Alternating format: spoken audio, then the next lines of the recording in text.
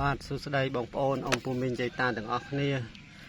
ព្រឹកនេះអត់មានអីទេអ្នកចំការមានតែបង្ហាញពីផលដំណាំនៅចំការបង្ហាញពីកូនស្បៃបងប្អូនកូនស្បៃនេះកូនស្បៃជាកោះអាយុវាបានជិតមួយសប្តាហ៍បើតែវាតូចដោយសារអីភ្លៀងខ្លាំងពេកទៅវាជាប់ទឹកការដោះអត់បានល្អឯងបងប្អូនភ្លៀងពេកក៏អត់ល្អរាំងពេកក៏អត់ល្អអញ្ចឹង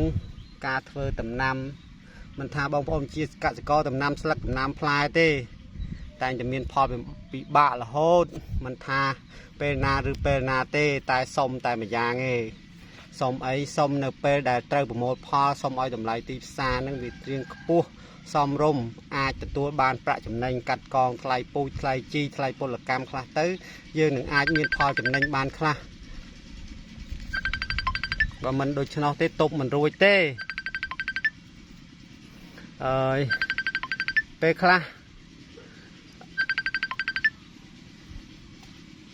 បងប្អូនដល់ពេលត្រូវយើងប្រមូលផលតម្លៃទីផ្សារថោក1គីឡូ500អាចធ្លាក់នៅ300ក៏មានដែរដល់ថ្នាក់ជួលពលកម្មកម្មករមកកាត់មកអីអត់បានទេដោយសារកាត់ទៅអត់រួចថ្លៃពលកម្មកម្មករអីទេអញ្ចឹងក្តីសង្ឃឹមមួយគត់គឺថានៅពេលដែលប្រមូលផលសង្ឃឹមថាតម្លៃទីផ្សារនឹងល្អប្រសើរសម្រាប់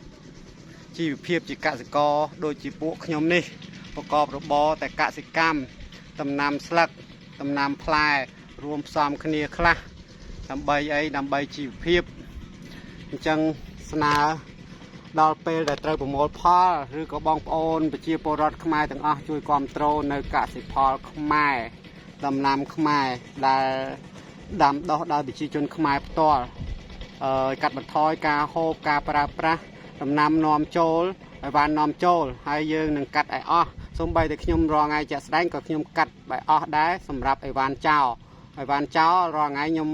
មុននឹងទៅទិញហូបនៅផ្សារទំនើបផ្សារធម្មតាអីក៏ដោយខ្ញុំនឹងមើលលេខបាកូដលេខអីឲ្យច្បាស់លាស់ជៀសវាងការប្រើប្រាស់ជាមួយដំណាំចោលណាបងប្អូនចឹងគ្រប់គ្រងកសិករខ្មែរទាំងអស់គ្នាអរគុណ